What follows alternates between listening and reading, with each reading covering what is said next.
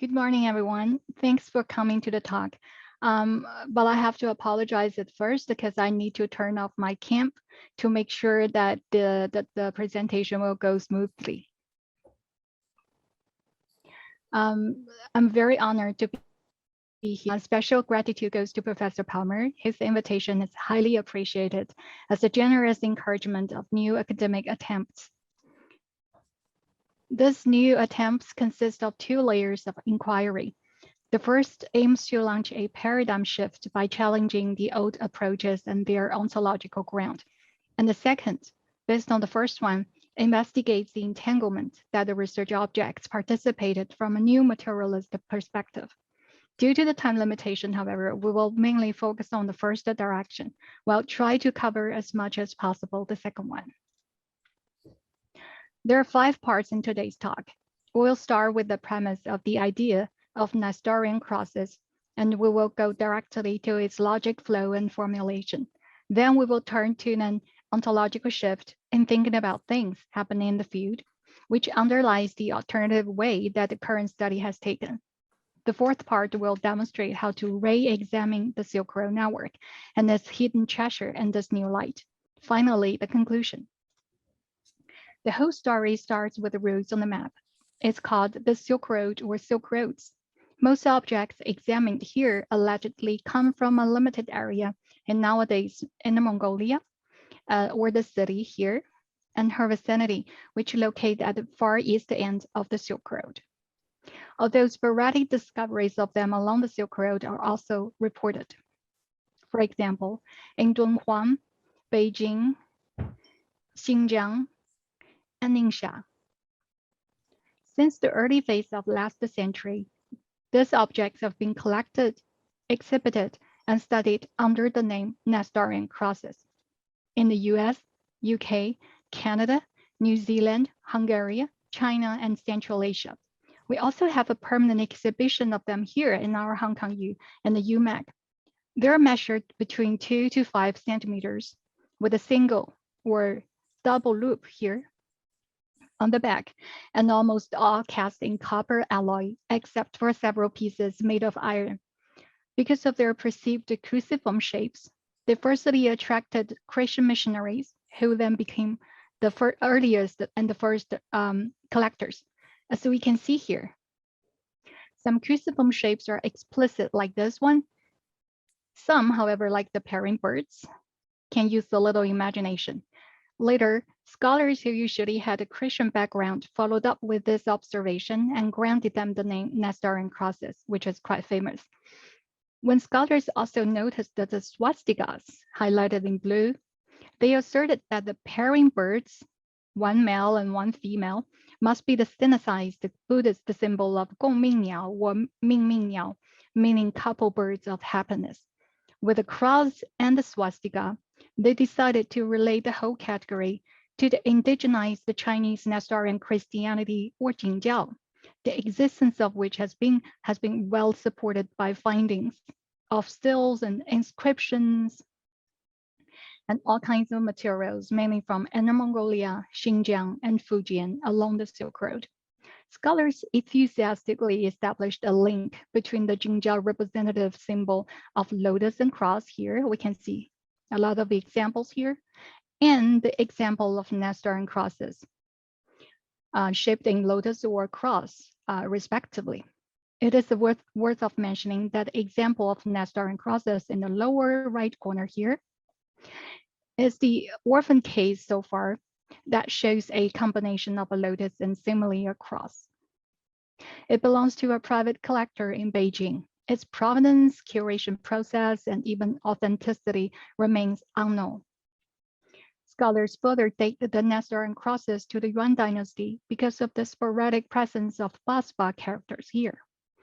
It should be emphasized, however, that there hasn't been any finding of cruciform or avian Nestorian crosses that is inscribed with the Basba characters. In other words, there is no proof of a coexistence of Christian elements and Basba characters among the Nestorian crosses. It is interesting to note that previous studies always concentrate on the meanings such as symbolic, ethnographic, religious, and cultural meanings. And this way, objects became passive.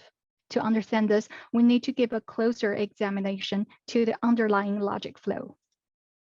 The logic has two major flows presented in two corresponding columns. Contents in the left column are Jingjiao related, including the Jingjiao lotus and cross symbol, dating to the Yuan dynasty, partial finding locations of Inner Mongolia, and explicit Jingjiao inscriptions. The so-called Nestorian crosses are in the right column, allegedly found near or within the ordered city, presumably with a Christian affiliation, and dating to the Yuan dynasty as well.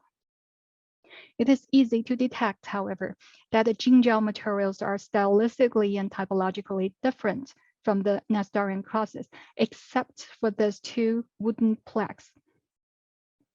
They are discovered in Wangmuliang, a Jingjiao cemetery in Inner Mongolia, and used to be the decoration of a guguguan, that is the traditional Mongolian woman's fashion hat.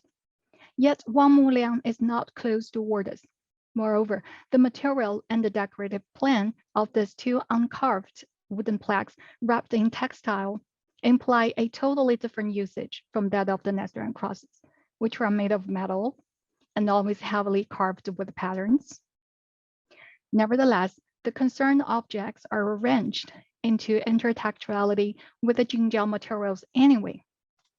The well-wrought hypothesis of the presence of Mongolian Jingjiao communities, such as the Ongold people, therefore guarantees the possibility that those people have created and circulated the small plaques out of their Jingjiao metal template. The identification in turn strengthens the original hypothesis, and that is why the study of Nestorian crosses is always subsumed into the study of Jingjiao, where they are treated as a supportive evidence or testimony of the indigeneity of Jingjiao. Now I believe some of you may notice the circular argumentation, where the intertextuality and meanings motivate the interpretation, while objects remain silent and passive. Argumentations of this kind usually start with extracting symbolic or semiotic meanings out of materials, then linking them to periodization, ideology, culture, and history as means of contextualization. Then results will be further measured and calibrated by textual records if there's any. After that, interpretations are expected to be made. Meanwhile, by involving more supportive evidence, which usually have to go through similar procedures before usage, the interpretation can be extended into elaborations and references. In turn, they will further substantiate the interpretation, for instance, to make it more reliable or amplified. What we have here is the common practice of interpretive approaches in which the material is extracted into the immaterial, such as concept, identity, idea, symbolic meanings, etc. In other words, materials are purified into immaterial signifiers and the premise that their main value is to bear meanings. This is where the revolution of thought begins. To break the logic chain underlying linguistic models such as the dualism of signifier and signified, material and immaterial, a call for an ontological rather than an epistemological shift in thinking about things has been developed firstly in archaeology and anthropology, then in all fields of humanities during the past 2 decades. Some prominent publications are listed here. The call challenges the fear of things and it requires archaeologists to remain besieged by and committed to the strangeness of things, rather than to move beyond it through purification, contextualization, and of course, interpretation. Yet this is not an easy task. After all, the impetus of purification, intrigued by the fear of things, has its roots buried deeply in the hegemony of linguistic approaches. In fact, as Latour comments, such an inclination coexists with the modern social sciences since the beginning. Olson, one of the leaders of the ongoing movement, emphasizes that to separate a material world from a social or cultural world and to insist that the latter somehow should exist behind the former becomes utterly problematic. However, this separation is strong and actually very effective and has to a large extent become ontologized by its own materialization into books, university buildings, museums, and educational programs. After years of diligent works trying to identify and interpret these artifacts following the old path, I realized that it was not the epistemological limitation that causes troubles. For instance, we cannot easily explain away the stylistic, material, functional, proportional discrepancies between the established Jingjiao crosses, materials, and the so-called Nestorian crosses using the above-mentioned interpretive formula. Jingjiao crosses this way, which are also called Persian or jewelry crosses due to their distinctive inlay rings like this one on the arm. We also can easily detect the similarities of Jingjiao crosses on stone or silk painting or manuscript on various materials in Xinjiang and Mongolia, Fujian, and even North India, although the time difference of them can be over 1,000 years. On the other hand, we still haven't found any reliable Nestorian crosses showing the combination of lotus and cross and the condition that the cross stands above the lotus, like the Jingjiao crosses always do. Moreover, besides the swastika and crosses that help manufacture the Nestorian crosses interpretation, there are many more elements that cannot fit in such an interpretation. For example, this highlighted in yellow, we cannot explain them in the old way due to their conspicuous irrelevance to any Jingjiao or Buddhist or witchcraft connection. These elements unfortunately remain untouched or even purposely neglected in previous studies. In this way, the treasure is actually hidden from us. Therefore, how can we approach these objects in a new way? In previous studies, it is very easy to assert that a whole assemblage is incomplete and fragmentary. Therefore, because of destructions or discontinuities, its identification as suggested should be prolonged to a time when new data emerges to make it more complete. The postulation of this suggest comes from a linear and coherent historicity that could be translated into a homogenized identity. Such a postulation has been criticized by recent scholarships. For instance, Michael comments that what we are arguing is that the emphasis on similarity and concordance effectively distorts our reading of the archaeological record. We are led further away from the inherent diversity in our data, as its inherent complexity is homogenized and reduced to a convincing narrative supported by chronometric dating.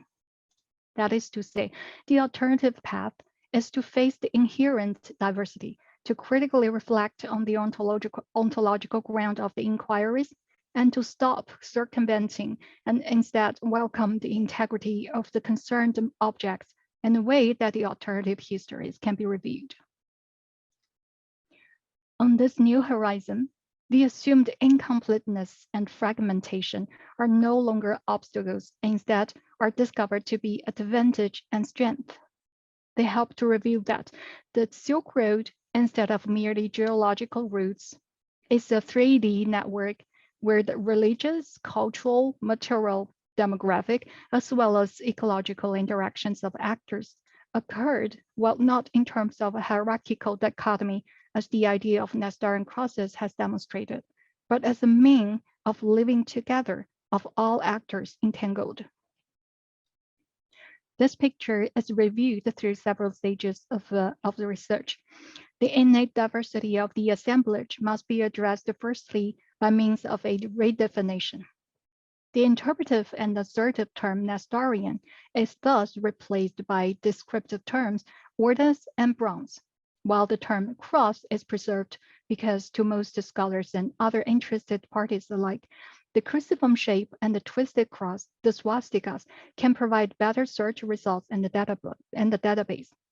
Further, as palimpsests rather than one undivided whole, the Ordus bronze crosses and abbreviation, the OBC, are diverse residues from different yet correlated parent assemblages. For instance, the term Ordus and bronze and the nomenclature reminds of association with the famous Ordus bronzes or Ordus bronzewares.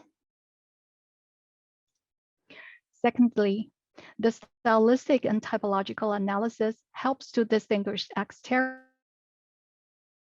from which its subassemblages emerged. There are two major subassemblages, the bird and the crosses. Plaques shaped in birds can be described as no frame or no rim. There are bird crosses like this one, no heads in the same direction, doves looking opposite.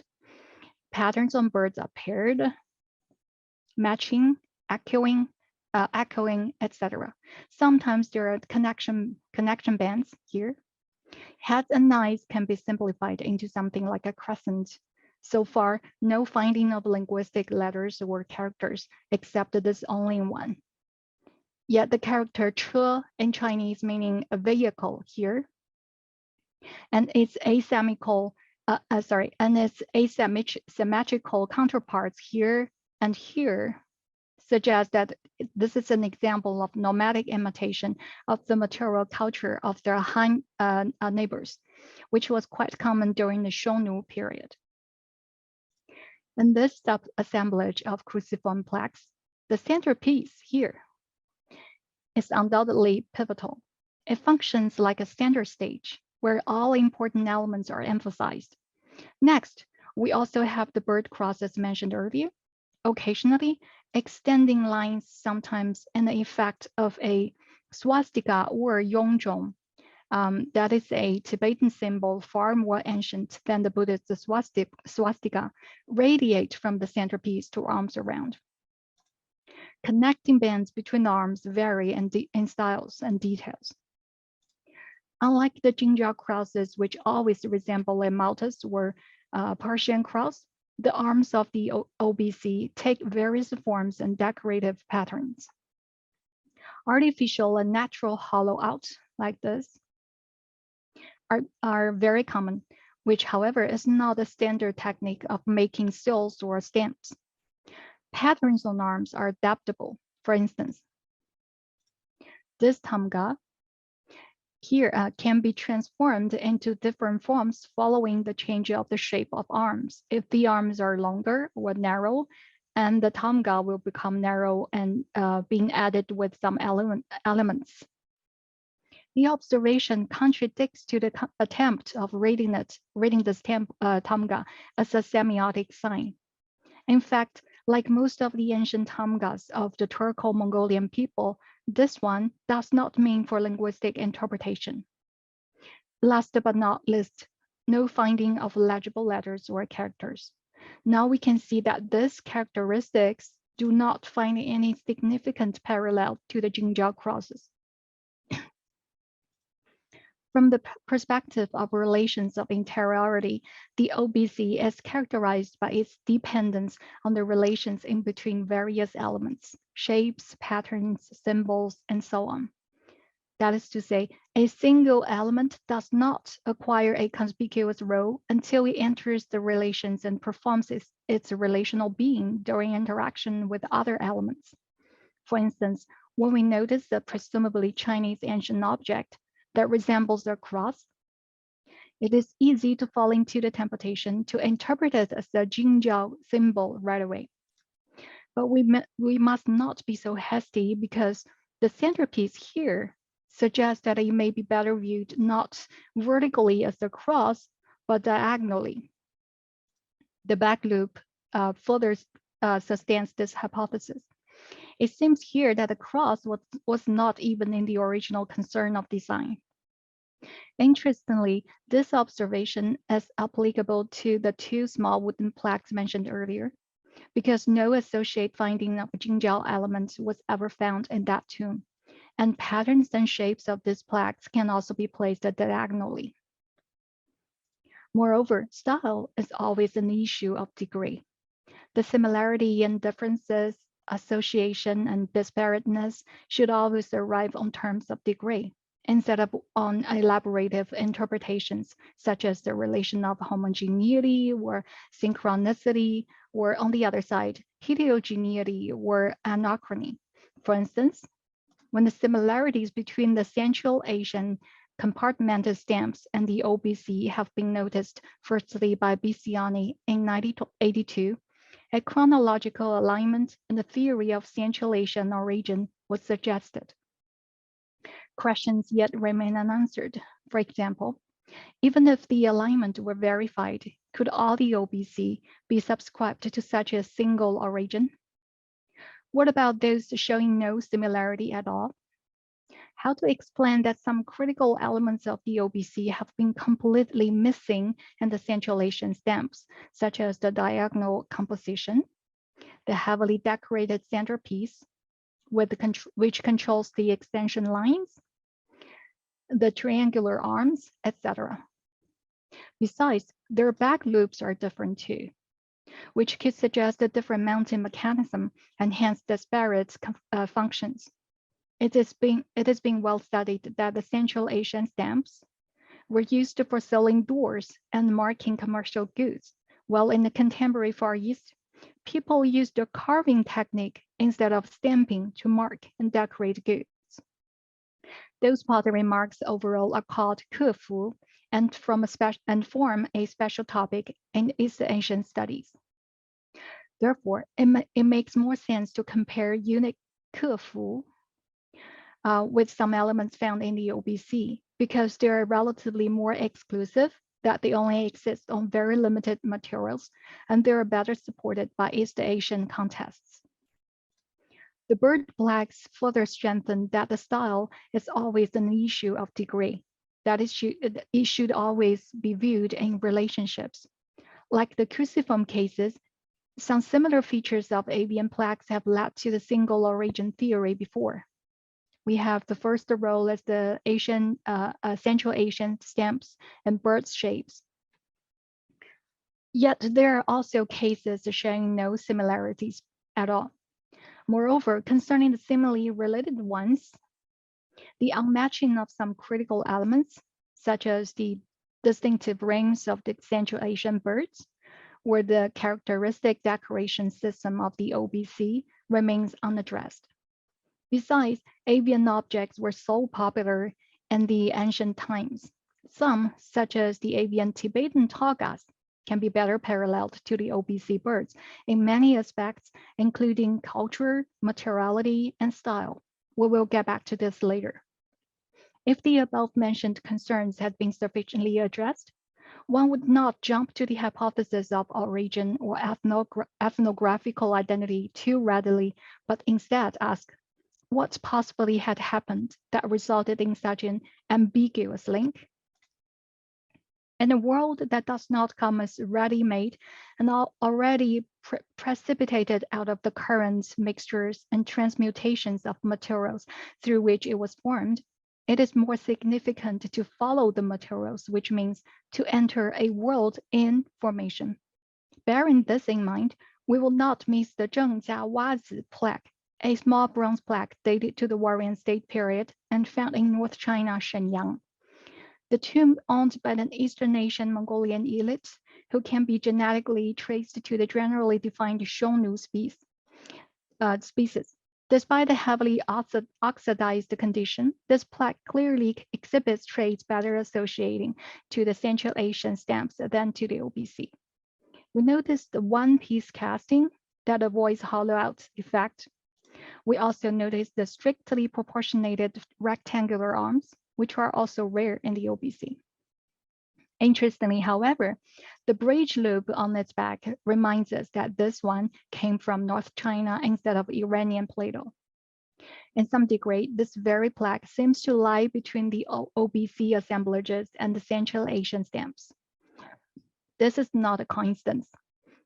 Recent studies recent studies have well discussed the cross-regional material communication in forms of small ornaments, such as seals, having occurred as early as the Warring State period. Only to mention a few related cases here, such as the snake man in Chinese Yu Chang and the two-head birds, Di Jing. All these cases remind us that a clear-cut origin theory in between the Central Asian stamps and the OBC is not natural and even unnecessary.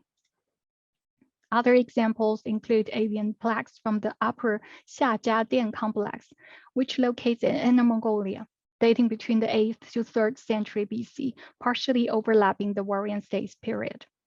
We could find identical pieces in the OBC, such as this one.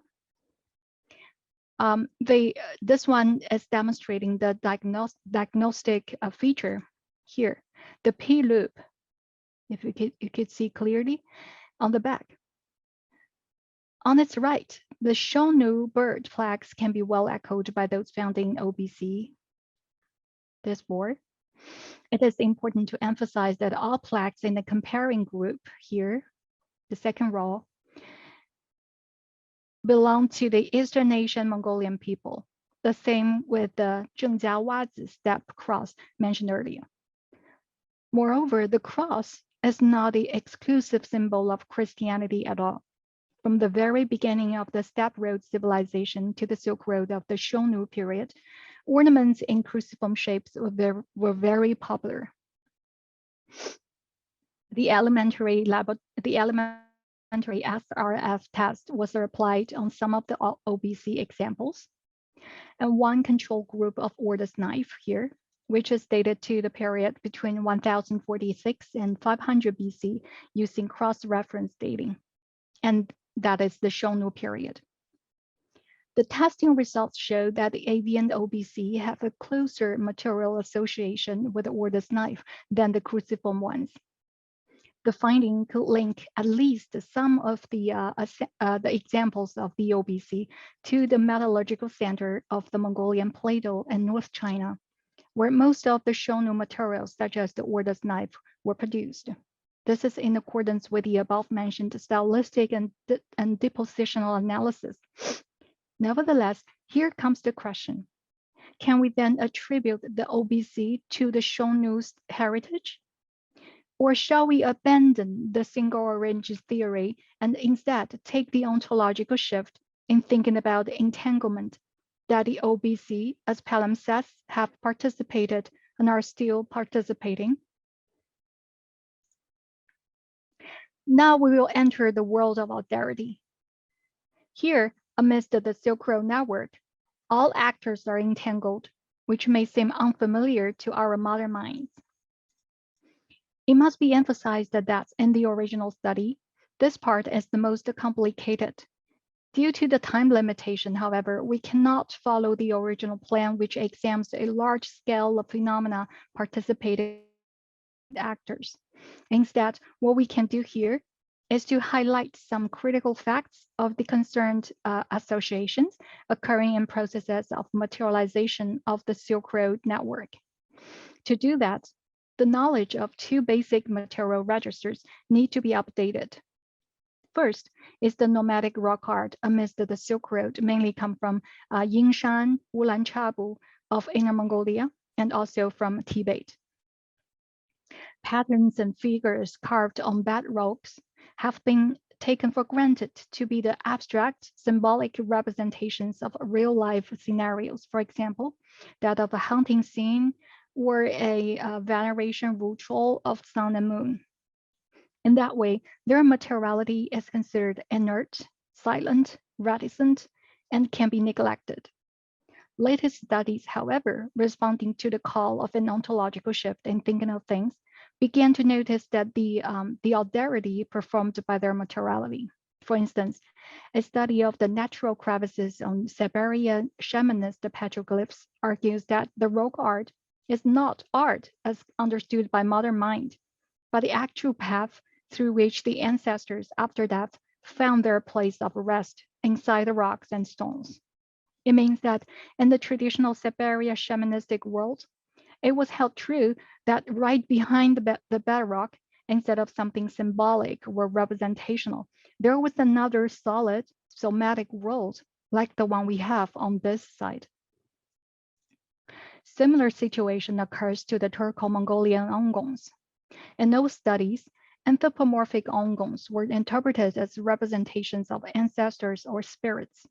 Although the name Ongon implies a kind of a spirit vessel, strictly speaking, there's no boundary between the vessel and the spirit, as the modern mind of immaterial and material dualism would propose. The Mongolian shamans do not perceive Ongons, anthropomorphic or not, as a symbolic representations, but as life per se. Reports of how Ongons, both ancient and modern, as living beings cohabiting with the Mongolian people, constantly came into scholarship. According to Humphrey's study, Ongons have their psychological needs, and from time to time, they need to be relevant through rituals. When old objects were recovered, they could be Ongons, such as the 2 seals of the Liao dynasty, which are almost identical to Ongons possessed by traditional Mongolian people. Cases of similarity among the OBC and the Ongons are so common. Even identical pieces can be found. The burial goods burning tradition in Chinese Paozhan, popular among the Xiongnu and Tujue people, suggests that some of the OBC, like Han mirrors, once were living beings and experiencing life and death processes along with the deceased. As such, they were holding the non-human personhood not because of their shapes or patterns or symbolic meanings, but of their materiality, which brought the desired effect of propinquity. In the world of entanglement, OBC inevitably encounter other actors amid the network. We have 2 objects here that were once identified to be the Nestorian crosses because of the cruciform shapes. The left one here was collected by famous Jingzhou scholar Namiyo Agami, while the right one has an identical counterpart excavated in a tomb near the Beiqi Getu Haolai Jingzhou Cemetery and in Mongolia. The current study finds out, however, that objects of this kind actually existed since the mature period of the above-mentioned metallurgical center of the Mongolian Plateau and North China. They have different names in the mainstream Chinese archaeology, such as the bronze hook of G shape, or the bell-shaped object, or the bell head and bow-shaped object when decorated with small bells, or the bronze yoke hook. Although the names vary, all of them are part of the horse harness and are used to stabilize the halter. Their majority is dated to a time between the spring and autumn and the Warrior stage period, the same as the second phase of the order's bronze wares. During the long-term history, these hooks have constantly interacted with other actors such as the rock art and of course the OBC. The latter not only imitate the ancient objects such as the hook or this knife, or shi, this is called shi. It's kind of a tool that can unlock the knots when you have to wear it with you to fasten and also untie the knots of your belt.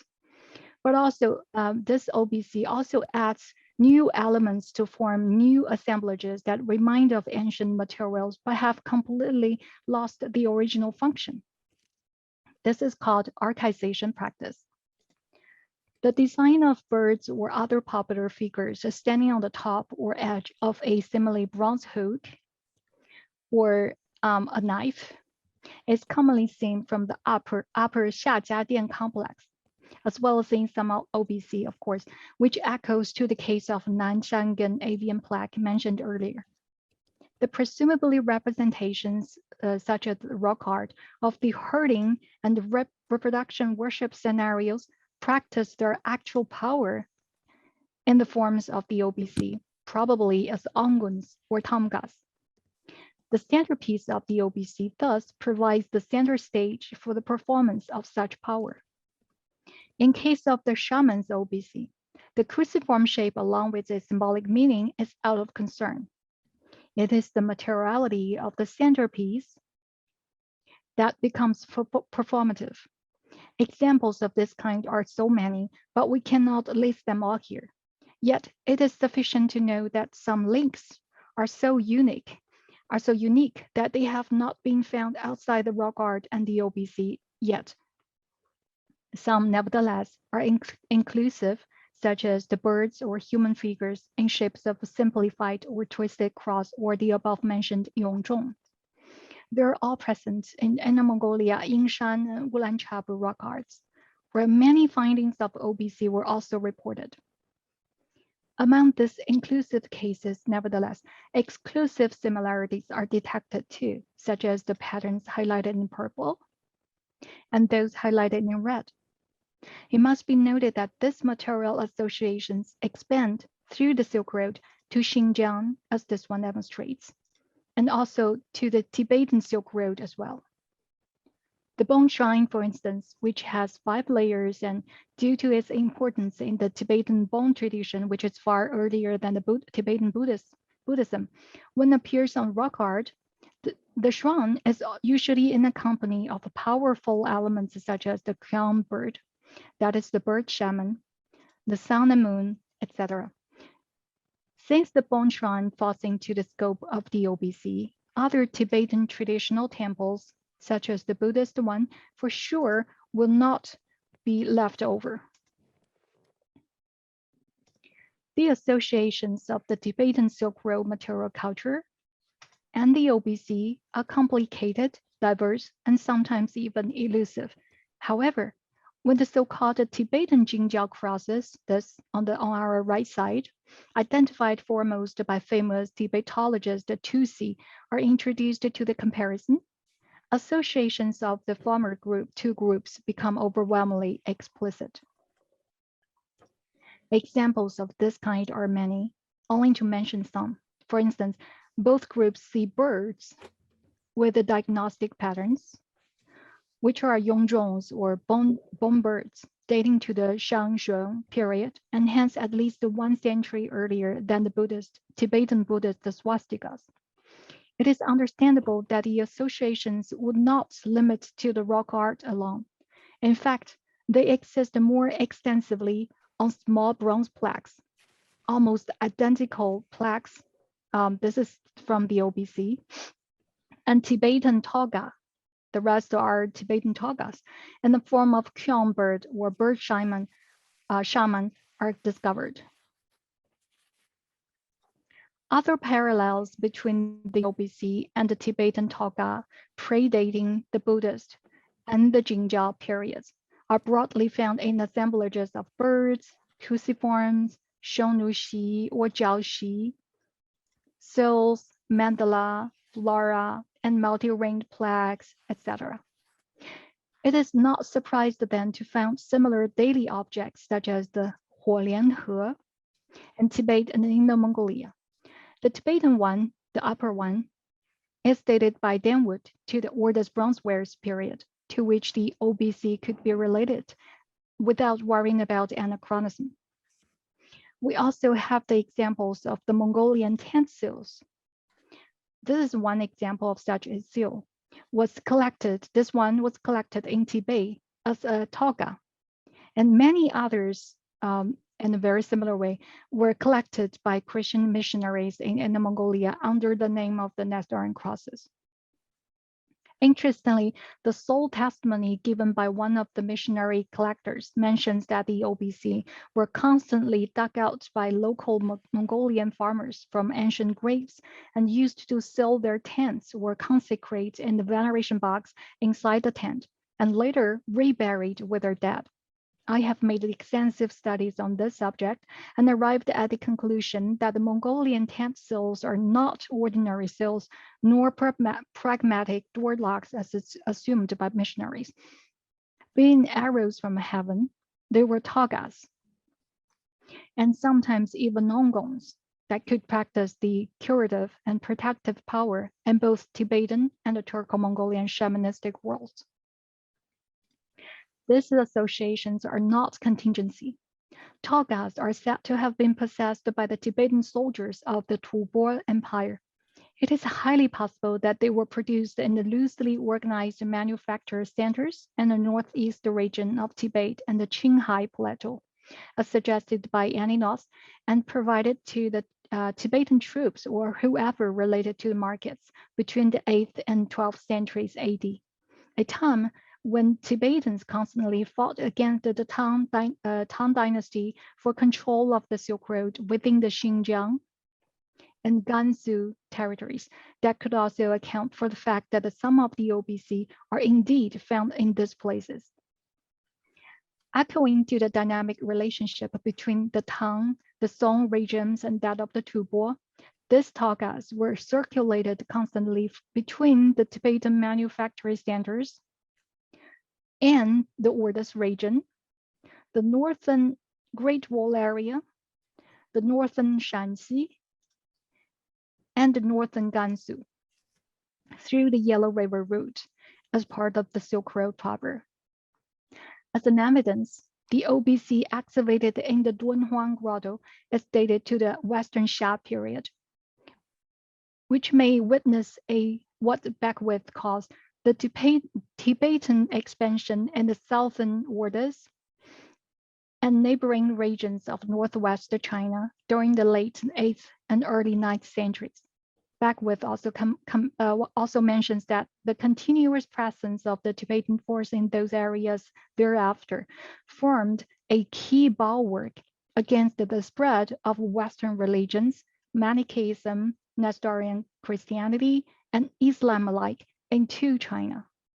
As a consequence, the classical Tibetan language and Tibetan Buddhism came to dominate High Asia, stretching eventually from northern Xinjiang to Inner Mongolia, as testified by this OBC inscribed with classical Tibetan mantra.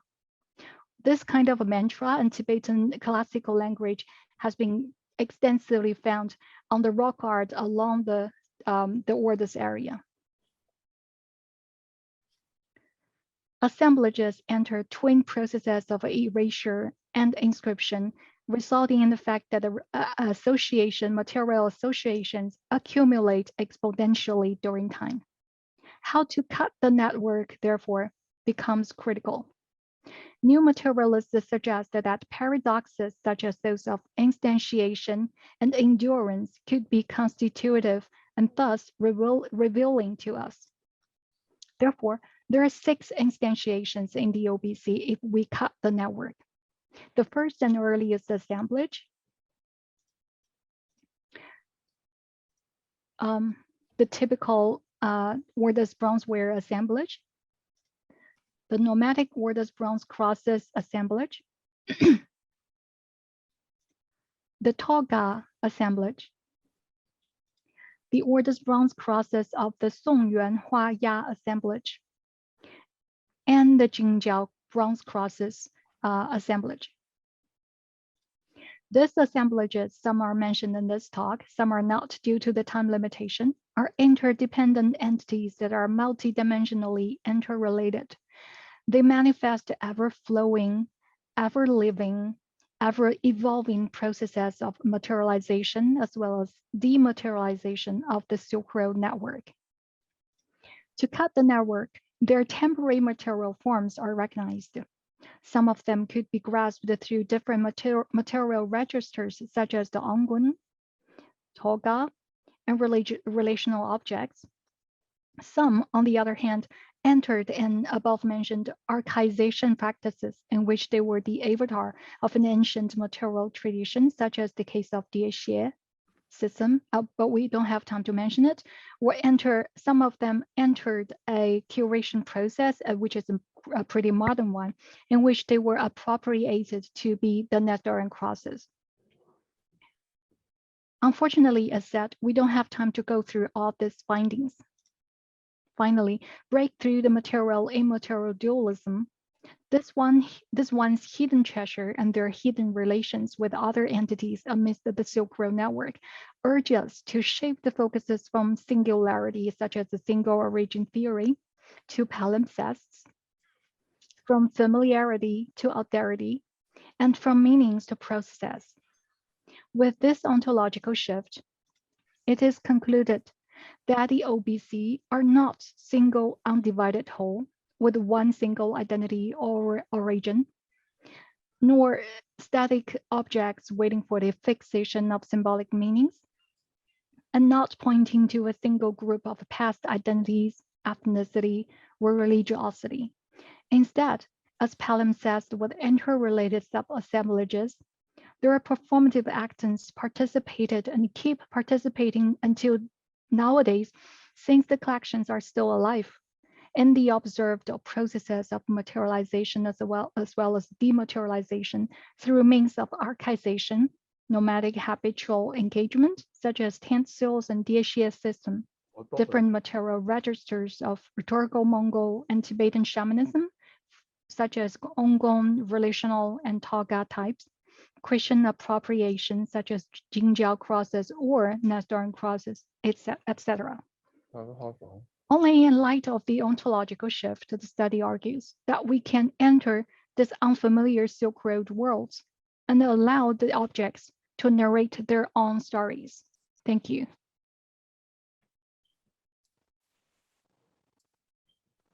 Okay, thank you very much. Thank you. Thank Andrea to present your fascinating research. Now let's move on to the next section, comment and questions. Yeah, if you have any question, you can raise your hand. Okay, we have so many audiences. Okay, David, you're the first. So that's quite fascinating and quite mind-boggling even to see, right, how these objects become rather than simply signifiers of a single tradition, but they become palimpsests that are actually acting in the recomposition of all these different traditions. So I guess then I had a question, because you're really proposing a different way of in terms of archaeological research.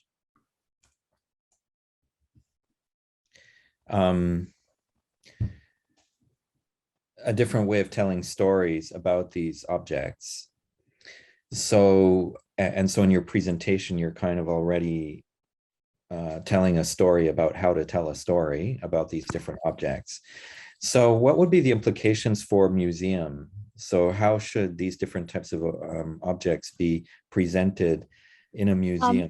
I'm sorry. I'm sorry, just the Wi-Fi just frozen. So could you repeat your question? Because I lost you from the very beginning of the question. Okay. So I was just saying that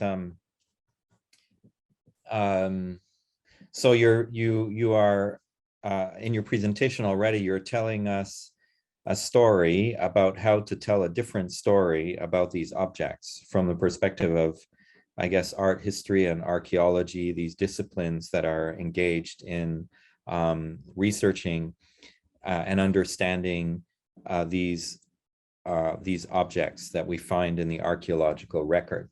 So my question is, what would be a museum? How would such objects be curated or presented in a museum? So how would we experience, what's the new way of then experiencing these objects in a museum or other kind of setting?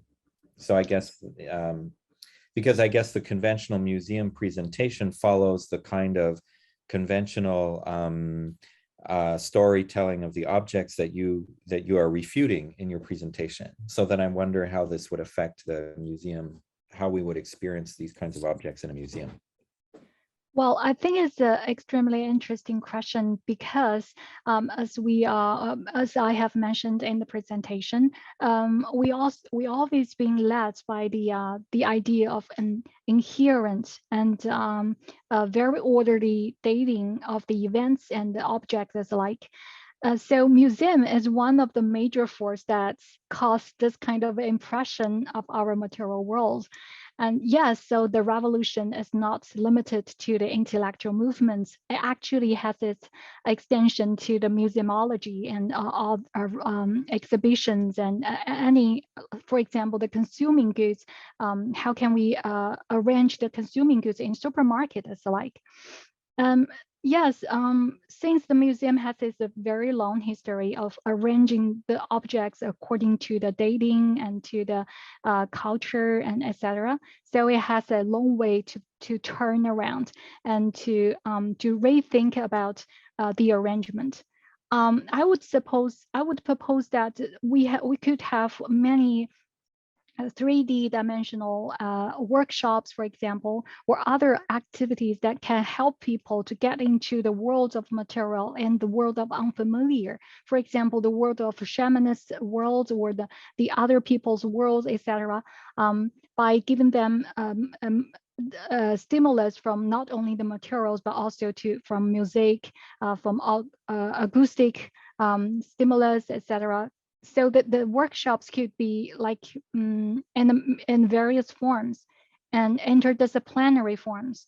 That could be a start for rethinking about museumology and other anything that we can do in the museum setting that to help people to get away from their modern mind limitation or confinement. I guess we are already started to work on that, but because I didn't I'm not from a museology background, so I guess my focus is more on the anthropology and archaeology, but definitely museum is a future direction.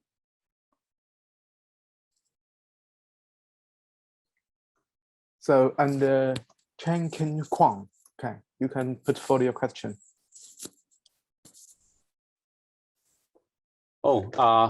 A comment and respond something. Thank you very much, Dr. Chen, for your wonderful presentation. And I happen to be like a collector of those objects and that, and also, oh yeah, the bird, and a few dozens others. And I've been studying them for the past 20 years, trying to solve the puzzle, which you have like wonderfully like give me a very good alternative for the conventional explanations. And I particularly appreciate your link between the traditional, well, actually, I wouldn't use the term Nestorian church because it is a very anachronistic name. And it is much more, I like to use the Assyrian church of the East, or Assyrian church in China, or in Central Asia instead, because that's the problem, their own name that they name themselves after themselves. And I like to I very much appreciate you the link between the OBC and also the other clauses that are found in the Nestorian tablets. I still use the traditional way, and also the tombs. There are two actually different types of things, yet somehow or the other was named Nestorian bronze cross. And and you have already give a very like convincing arguments and also presentation on the link between these two, and a much more complex interpretations and also origins on the OBCs. And there's another very interesting feedback is that I've been working with the Assyrian Church of the East, actually, with the Catholica and the Patriarch, which they are the descendants of the original church of the East, like back in Badak about 1,400 years ago. And there's still many groups of them. And one of the largest groups that have the most preserved, most tradition is the Assyrian Church of the East, which they came to China and Hong Kong about 10 years ago. I've been working with them, and they went to the largest collection in Hong Kong U, and the team of their experts actually checked over all the collections. And afterwards, we met and we came together and came to the conclusion that they said, well, I couldn't say quote unquote because it hasn't been written down, that almost all of them, they cannot link it with their own tradition. Had that been the case that those so-called Nestorian bronze cross is actually from the Nestorian church or the Assyrian church of the East, at least they will find some other associations with their own traditions, of which one of the Catholicus was actually from China, Da Tong, and when he was the head of the Assyrian church in the 1200 AD. So there must be some kind of cross-linking if that is the case, and so I find it very puzzling at that time when I hear what they have comment.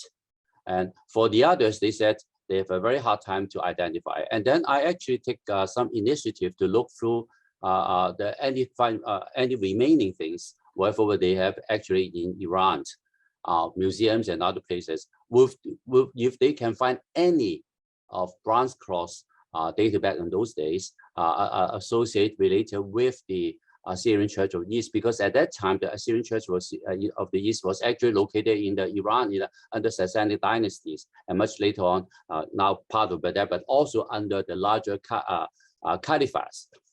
They couldn't find a single one at all. So I leave it blank at that time until today that I hear like Dr. Chen, your presentation is actually give me some more convincing and concluding resolution of my puzzle for the past 20 years of those bronze cross.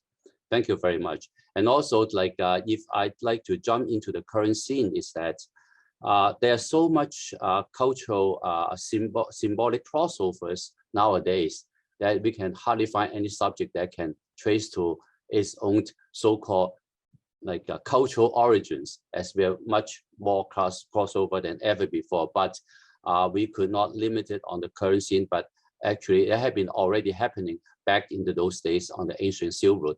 Again, the crossover is something that we easily ignore, yet need to be kept in mind for any interpretive into those days and also as of today. Comment, and thank you very much. Thank you so much. I have a little feedback. First of all, I agree with you that the naming is quite confusing. Well, I also agree with you that the church should be called the Syria Church of the East, but the name of the object has been established as Nestorian crosses, which is quite confusing and also irritating to me because I don't use the name for the church. But also, I agree with you further. I also agree with you that actually the objects can teach us to have a humble attitude. See, if we want to identify them or fix them into a single origin or a single theory or single identity, and the objects always talk something differently. And yeah, it's the humble attitude that we are embracing and the turning and the field. Of the field. So if you notice that at the end of the presentation, I mentioned there are 6 instantiations in the OBC, and the last one is called the Jingjiao or the bronze crosses. I think because I don't have time to present all the findings in the study, so I might have skipped the very important part of the study that actually we can find some initiations, associations, and links between the Jingjiao materials and also the OBC. So it's not a thing like a clear cut as no or yes. It always in terms of degree. Depends on how closely the relation can be manifested or loosely on the other hand. So I agree with you that we should have the humble attitude and we always keep our eyes looking for association links and we try to understand the links in terms of processes instead of meanings or identifications or something like that. Just a final, for example, like this one in here, which you have it in your collections. And I don't know if it shows, actually, I was very fascinated for this particular side of the cross. I don't know if it comes out very well because of my lightings and all that. I checked with some, okay, that's much better, right? Okay, and most of the people that in Armenia can easily associate with that. For that is they call it Armenian cross, but not the Armenian church cross, but for the Armenians back into the, at least before Christianity even came to them. That's so right. So I find it very fascinating too, like Armenia.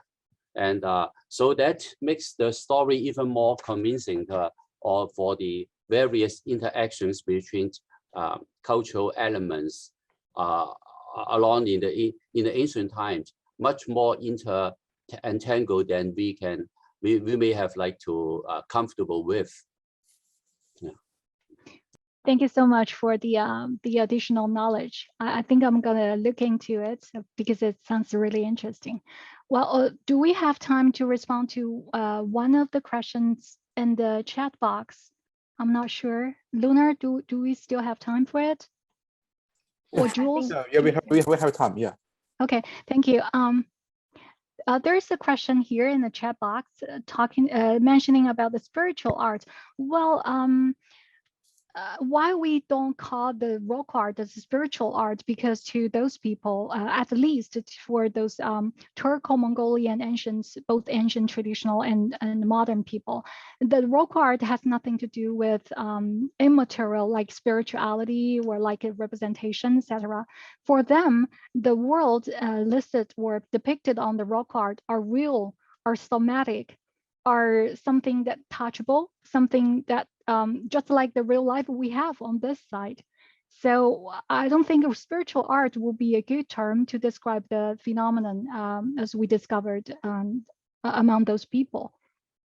But I recommend you to, if you're really interested, you could go through the new animism. It's a theory, happens in the firstly in the field, and then it extends to the archaeology and anthropology. If I remember correctly, Harvey will be the leading role in this view. It's called New Animism. It describes the world is full of spirits instead of spiritual realms. That is totally different two things. Well, so if you go to that theory, you may understand more or better of the so-called spiritual life, or the phenomenon of spiritual realm of the ancient people. Yeah.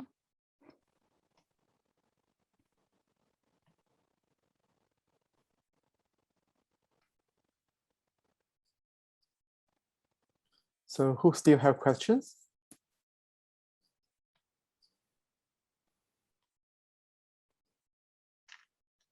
Okay, if you don't have a question, I have a question. And I know nothing about archaeology and material culture, but I'm a sociologist. So I want to put forward a question from a cultural sociology perspective. And why you study this object?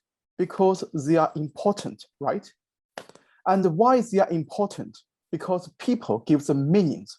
So actually, because when people interpret this object, people give them meanings. And these meanings make this object very notable and important, and even priceless. Such as Pierre Bourdieu said that, and when people interpret something, especially art, and the cultural capital turns into economic capital. So people's meanings, people's stories makes this simple object important and precious. And then, because they are precious and important, so scholars study them. This is a logic why we study material culture. But if you see that, okay, these meanings actually are absurd, and the interpretation process actually are not correct. So if you demystify the meanings of this object, why we study them?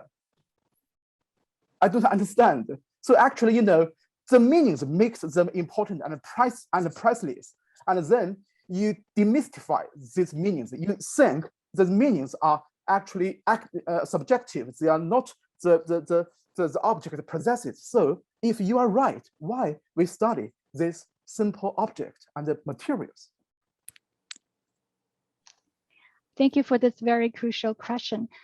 First of all, I would like to respond that it is not me who turned the whole field, because I'm just follow the movements. Yes. Well, so if you want to know why this movement happens in the first place, I guess we can go back to all this pioneers and leading books and publications, etc. The second thing is I would like to ask that how can we define people?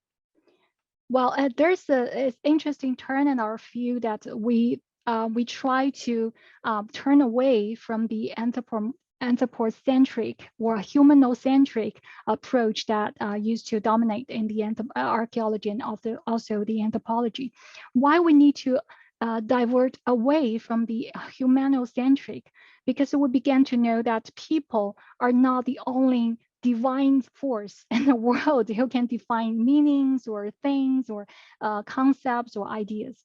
Actually, there are some newly published published books in this field saying that people are defined by the material world, and also, for example, your consuming society, or your habits, or ecological system, etc.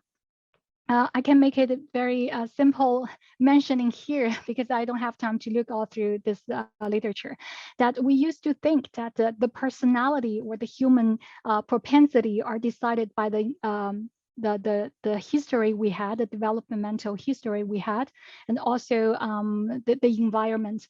But actually, there are some new studies in the field discovered that actually personality or dispensity could be decided by the bacteria assemblages in your belly, in your gut.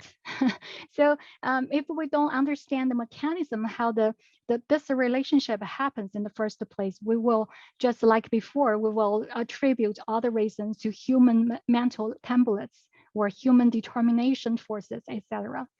So the last point I would to respond, due to the time limitation, is that it's not the meaning is not dismissed in this approach. We just there's a very interesting thing that we mentioned, that we are looking for a symmetrical archaeology. We are not looking for material archaeology. We're looking for symmetrical. What does that mean, symmetrical? It means that we need to get away from the hegemony of linguistic approach. That doesn't mean we cancel the linguistic approach at all, or dismiss the meaning. No, it's not like that. It's that we need to find a balance in different approaches. We're looking at different things in a balanced way, in a symmetrical way. And so we call it symmetrical archaeology.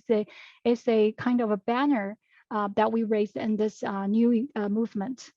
So responding to your question, it's not like we jump from one extremity to another extremity. No, it's just we need to criticize the old approaches so that we can move on to the new one. Thank you for answer. It's very good. Who still have question?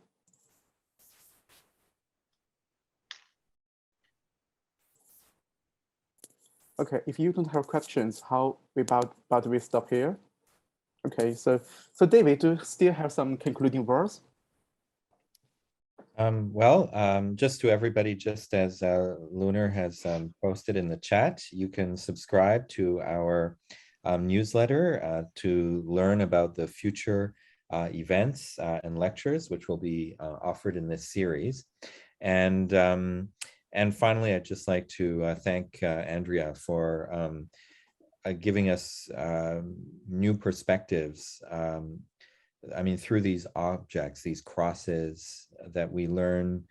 Well, we learned about all these. I didn't know much about them, but I learned a lot about these different crosses, but we also learned about how to think about these objects and to think about them in a new way, opening up a lot of questions that are relevant not only to the study of those kinds of Silk Road objects, but to objects in our world and even in our contemporary society as well. So thank you very much, Andrea. Thank you. Thanks to all of you for joining the talk. Thank you. Thank you again for joining the Brain, Faith, Religion, and Empire lecture series. Please pay attention to our website, Facebook, and Twitter. We will update our lectures regularly, and look forward to seeing you again. Goodbye. Goodbye. Thank you.